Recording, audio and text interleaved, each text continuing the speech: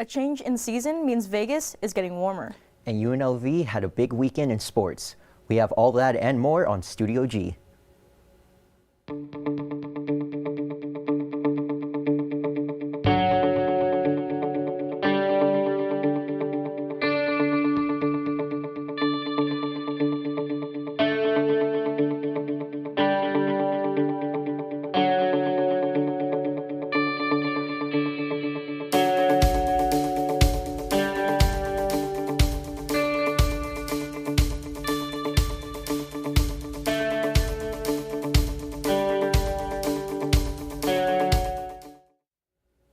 Welcome to Studio G. I'm Jonathan Carell. And I'm Justine Versiga. Thank you for joining us. Welcome back from spring break.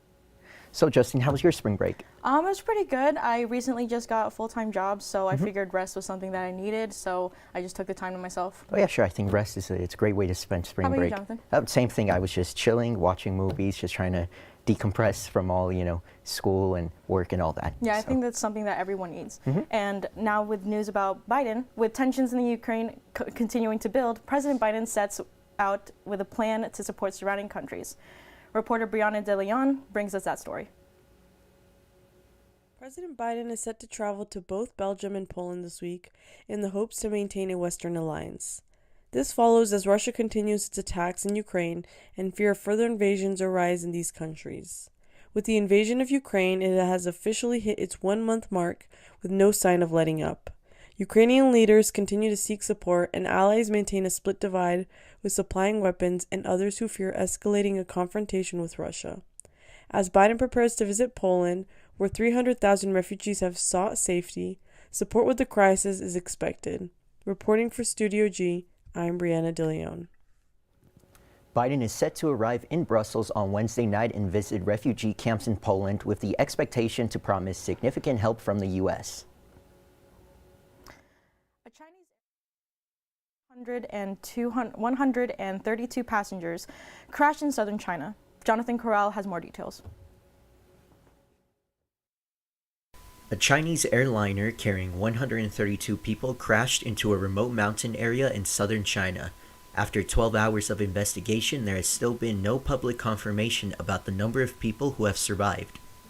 According to data collected by a flight tracking website, the plane was flying at 523 miles per hour at 30,000 feet when it went into a steep dive and stopped transmitting information after 96 seconds. People from a local village were the first to find the plane, after it had set a forest fire big enough that NASA reported seeing it through their satellite images.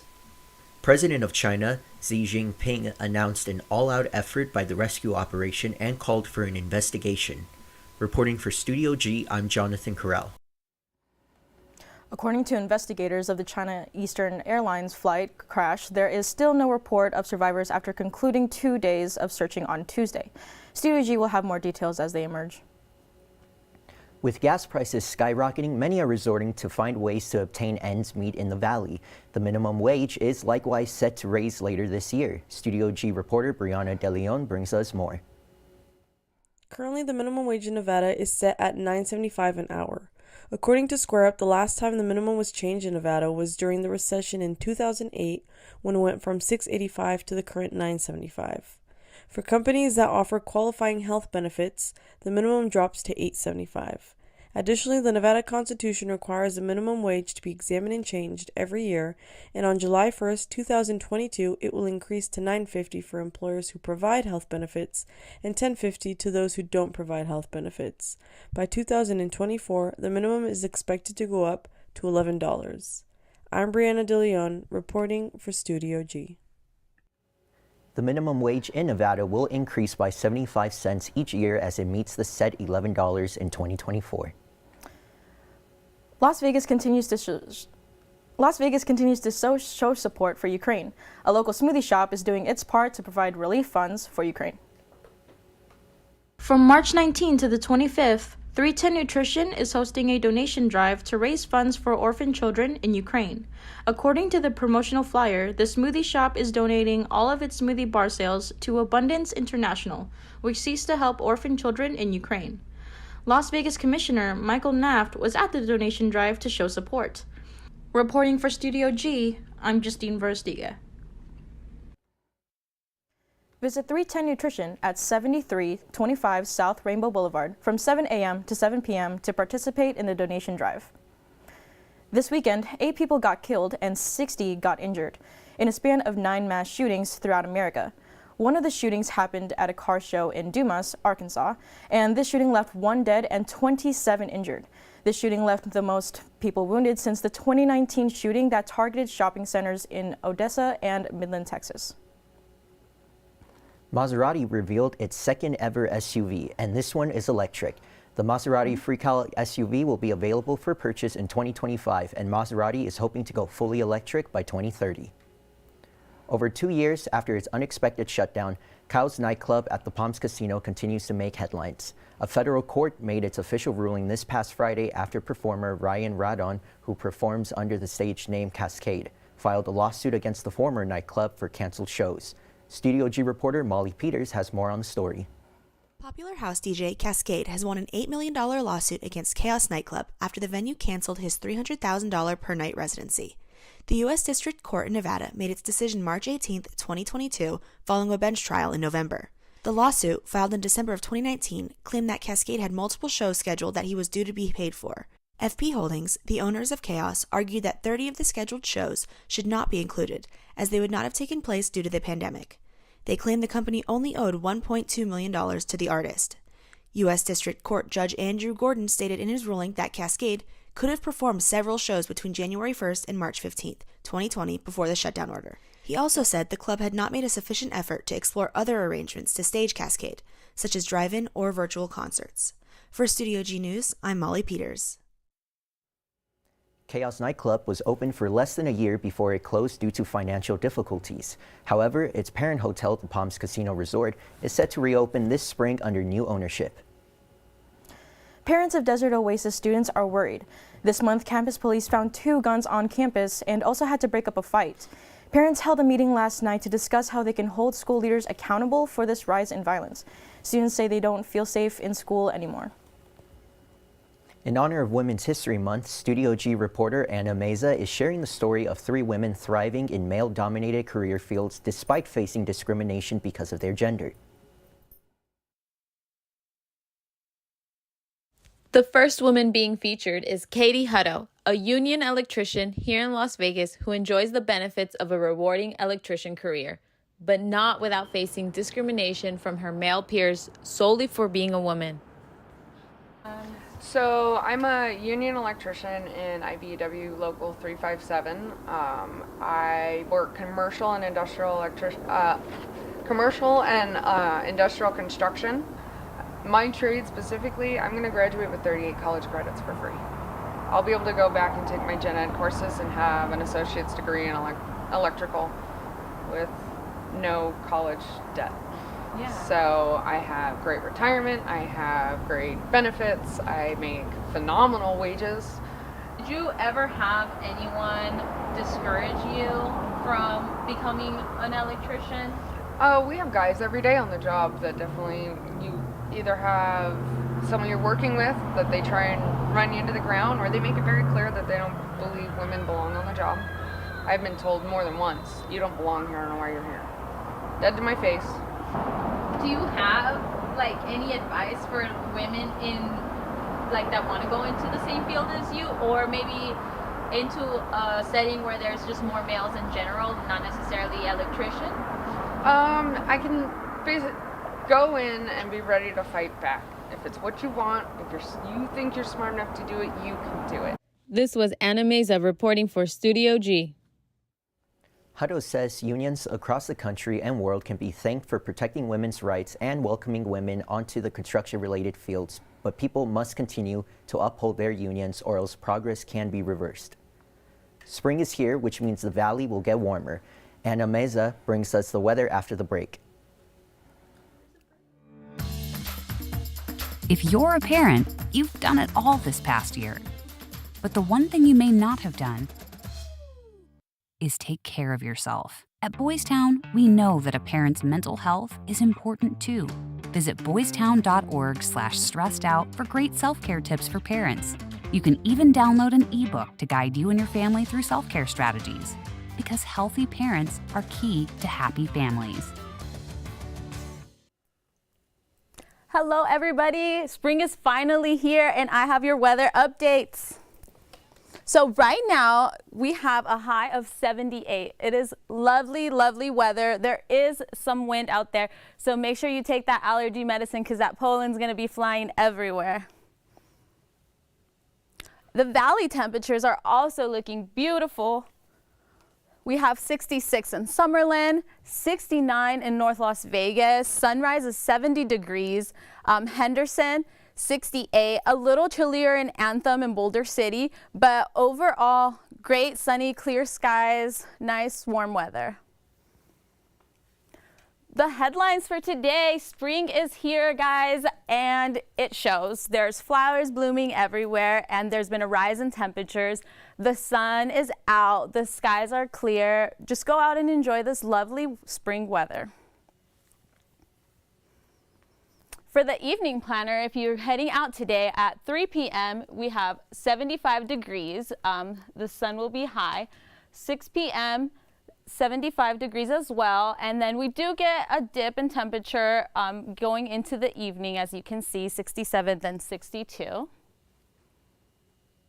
Tomorrow morning you can expect the sunrise at 6:39 a.m. and we will have temperatures of 53 degrees. For the 7-day forecast, it is going to get very hot in Vegas, so we have 78 for the high today, and then 86 and 91 going into Friday, and it'll stay in the 90s this weekend.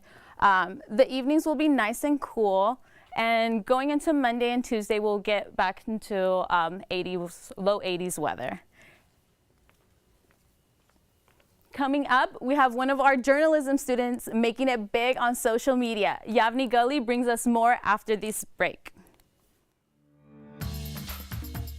If you're a parent, you've done it all this past year. But the one thing you may not have done is take care of yourself. At Boys Town, we know that a parent's mental health is important too. Visit boystown.org/stressedout for great self-care tips for parents. You can even download an ebook to guide you and your family through self-care strategies. Because healthy parents are key to happy families.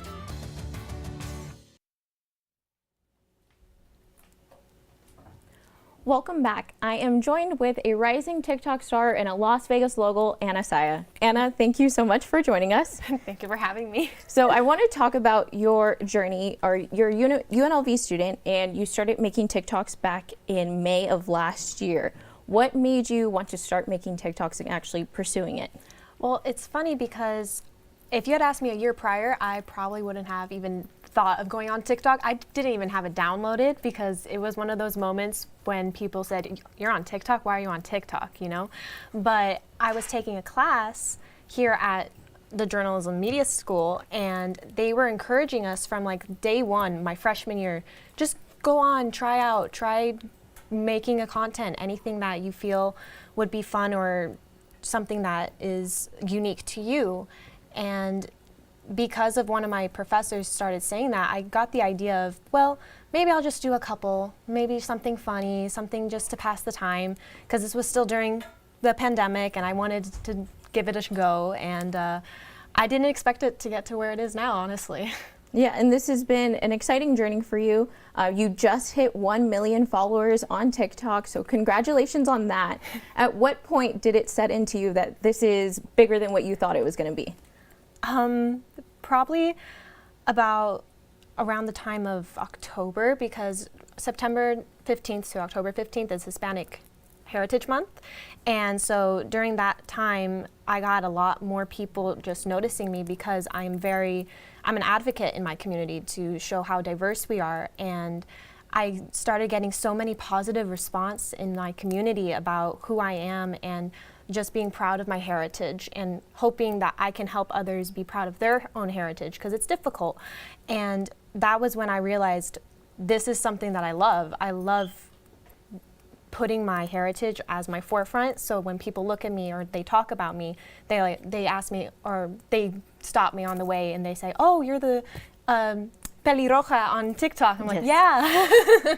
So you make Hispanic heritage a big part of everything you do. Why do you think it's important to have this type of representation, especially in this new age of social media with this new platform? Well, TikTok is one of those platforms where you have different niches. And with those niches, you have, book talk, just cook talk, a lot. So with mine, I felt that I could be able to tell people, oh, it's okay to not look the same in your community. There is no stereotype of what you should or should not look like. And for me, I always grew up, especially here in the United States, where they stereotype Mexicans and say, oh, you have to have dark skin, you have to be indigenous, and that's not true. So when I started making my TikToks about being Hispanic and showing people there's this other side of no sabo kids who maybe don't know the language as well as they should or shouldn't really, and that was where I really became vocal about it, and a lot of people liked that. You've made a lot of videos over the year here. Which one happens to be your favorite video that you've made?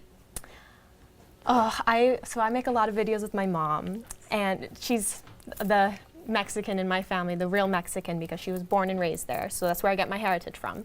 So I often use her and I ridicule her sometimes about like la chancla and all those fun stuff. But I think my favorite has to be, I did a video, I was responding to somebody's comment about the difference between ethnicity, nationality, and race, because that's a question I get a lot in my videos. And that one, it surprisingly did well, and I was really happy it did, because I felt like I really educated my audience and a lot of others that can hopefully learn and understand that there isn't one tell-all for our community. We are so diverse that I love it. I love how diverse we are. Awesome. Thank you, Anna, for being here and sharing your journey. We wish you the best in the rest of your career. After the break, we have all things sports and entertainment. Don't go anywhere. Studio G will be right back. If you're a parent, you've done it all this past year. But the one thing you may not have done is take care of yourself. At Boys Town, we know that a parent's mental health is important too. Visit boystown.org/stressedout for great self-care tips for parents. You can even download an ebook to guide you and your family through self-care strategies, because healthy parents are key to happy families. UNLV hosted their very own Pro Day for seniors looking to make it to the NFL. Studio G reporter Jacob Teller has more on the big day. NFL scouts had their chance to see UNLV studs such as Julio Garcia, Kylan Wilborn, and Charles Williams from 9 a.m. to 1 in the afternoon at the Fertitta Football Complex. Players had to take part in drills like the vertical, broad jump, 40-yard dash, and the shuttle. UNLV center Julio Garcia chimed in on how he felt about his performance. The drills that I was really impressed with myself was the shuttle and the L drill, because, and the 40 was kind of like, I'm not that great at the 40, but, I did better than I expected, so, I'll take it. So that's the biggest thing for me. As for the main attraction of the day, Charles Williams left it all on the field with his athletic speed and his ability to cut on a dime. Scouts from all over the nation came to UNLV for Pro Day mainly because of the talent that Chuck has demonstrated in the 5 years he played for the Rebels. Williams had plenty to say about his time at UNLV and how he did overall. It was a blessing having all these scouts out here and everything like that, and just being out on the field with my boys again. And I appreciate everybody that came out and supported us. And as I get ready for the draft and everything, I just wish the best for not just me but my teammates, and hope we all find a home this next coming fall. Yeah, everybody's worried about the 40. That's all you can really prepare for. And you want to go out there and run a fast time so people can't say, oh, he's not fast enough for the NFL. So I just wanted to go out there and show people that I was able to show that I had the same speed since I was little, and it's getting better. So. Plenty of people around UNLV have Charles Williams falling in the late rounds of the draft. As for the other athletes at Pro Day, they hope to make it onto a team as an undrafted free agent.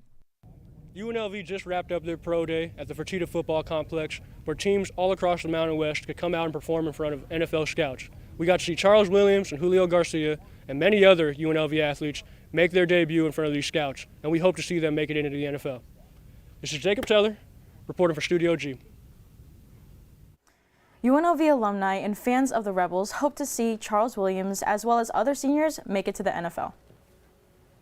The UNLV softball Rebels have enjoyed a nice start to the season, but could they beat their fiercest rivals? Nick Todorowicz has more on their 3-game series versus the UNR Wolfpack. It was rivalry weekend at Eller Media Softball Stadium as the UNLV softball Rebels hosted the UNR Wolfpack. In Game 1, UNR took the lead early, but UNLV got their bats on fire midway through the game and ended up scoring 5 unanswered runs to win the game 5-1. Senior pitcher Jenny Bressler got the save in Game 1, and she carried this momentum into Game 2 where she tossed a perfect game. Doing my normal thing, hitting my spots, and just kind of kept that focus throughout the entire game, and my defense played well behind me. UNLV was able to invoke the mercy rule, beating UNR 8-0 after 5 innings Saturday. The coaching staff was full of praise for their star ace.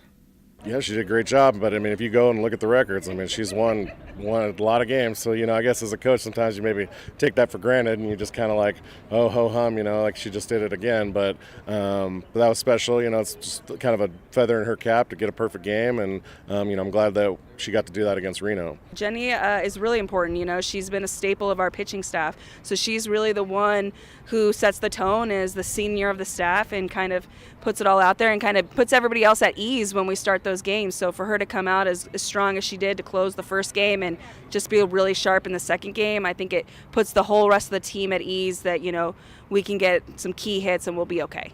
The Rebels were looking to finish off this 3-game series with a sweep Sunday afternoon, but UNR capitalized on some fielding errors to take an 8-1 lead early in Game 3, and UNLV never had the time to catch up. They ended up losing Game 3 8-4. The Rebels won their home series against the UNR Wolfpack 2-1. The Rebels will look to clean up their game before they face the University of San Diego next at Jim Rogers Field Friday night. Reporting for Studio G, I'm Nick Todorowicz. The Rebels are 20-6 and will look to continue to pick up crucial wins as conference play is just heating up. UNLV men's basketball fell short of the Mountain West Championship before spring break. Jacob Teller has a recap. The Runnin' Rebels played Wyoming in the quarterfinal of the Mountain West tournament. This was the second game between the two teams in a 1-week span. The Rebels got off to a slow start, falling behind by double digits in the first half due to Wyoming shooting beyond the arc efficiently. As they made it into the second half, they closed in on the Cowboys' lead. But as the game came to a close, the Cowboys hit a 3 to take the lead with under 30 seconds left. Bryce Hamilton had the last shot of the game, failing to hit a game-tying 3, resulting in a 56-59 final score, with the Cowboys advancing to the semis. Hamilton put up 22 points, shooting 10 for 23 from the field. Here's what Bryce had to say after the game. I'm just so proud of this team. I mean, we fought hard. We stuck together. We never separated, and I couldn't ask for a better team. And I'm proud of how we ended. I mean, it didn't end how we wanted to go, but I'm proud of the effort from the guys. This is Jacob Teller reporting for Studio G. After their valiant effort, the men's basketball team looks to pick things up back in the summer when they begin training for the upcoming season. Now to Yavni Gully with today's entertainment. Thanks, Justine. Now let's take a look into headlines coming out of Hollywood. Over 8-year-long conservatorship. Judge Roger Lang gave a tentative ruling on Monday saying termination is likely, and earlier today it has been made official. Bynes filed the request to end her conservatorship last month with the support from her family. It is set to end by tomorrow. Daddy Yankee announced his retirement from the music industry in a video posted to his YouTube channel this Sunday.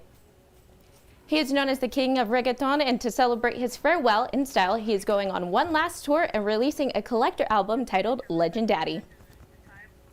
And Dolly Parton is making her way back to the big screen. The country music icon will star in the film adaptation of her best-selling novel, Run, Rose, Run, co-written with author James Patterson. Reese Witherspoon is set to produce the film with her Hello Sunshine production company. Also to note, today is Reese Witherspoon's 46th birthday, so happy birthday, Reese Witherspoon. Also celebrating Aries season, we have to give a big birthday shout out to William Shatner, celebrating 91. Now, I don't know if you guys know anything about William Shatner, but from me growing up, I watched Twilight Zone quite often. That was my favorite thing to watch, kind of strange as a kid, but also he was in Over the Hedge. 10 out of 10 movie, came out in 2006. The video game was top notch too. Also, music festivals are making a comeback this year. Lollapalooza is a music festival in Chicago happening July 28th through the 31st. The lineup was released this morning, and some of the headliners are Metallica, Dua Lipa, J. Cole, Green Day, and more. 4-day tickets are on sale now. Now, what artists would you guys love to see in concert, or even at a music festival? Who would you pay big bucks for? Well, I checked that lineup myself, and I am here for Doja Cat, Big Sean, and Girl in Red. Yeah. Jonathan? I mean, just looking at the 4 big names mentioned earlier, I was a big Green Day guy back in high school, so, you know, I think going to Lollapalooza would be like a little nostalgic for me, reliving those high school days. Now, if you could go to any music festival, Life is Beautiful, Lollapalooza, Day in Vegas, which one? Is EDC a music festival? I would say so. I think I would go to EDC. I think I might go this year, actually. It might be my first one. I haven't gone to any music festival yet. It's just not my thing, but I might party a little bit. I don't know. Wild out. Wild out this May? Material girl. Yeah. How about you, Avni? What artists are you kind of looking forward to? I think number one on my list would be J. Cole. Me and my dad bond over J. Cole for the longest time, so if I could take him to go see J. Cole at some point, I think that would just make everything for me. Jonathan? I mean, I've never been a huge festival guy, but looking at that Lollapalooza lineup, I mean, how could you not be excited? You know, it looks pretty fun. It's very getting out there with friends and just enjoying a really fun time listening to all sorts of different artists. It looks like it's a very big variety of artists they have on lineup too. What's your favorite concert that you've been to? Well, my first ever concert that I know of is I went to a Billy Ray Cyrus, and I met him, and I was able to talk. I was able to talk to him about like Hannah Montana and stuff. That was back in like 2018, but he didn't comment much about Hannah Montana. Wow, so. I love Billy Ray Cyrus. Yeah, so I think mine has to be back in middle school. I went to go see Carly Rae Jepsen and Pentatonix. Nice. Very odd pairing, but it was probably the most fun I've ever had. Cool. Thank you so much, Avni, for your entertainment recap. That's all we have for today. Thank you so much for watching.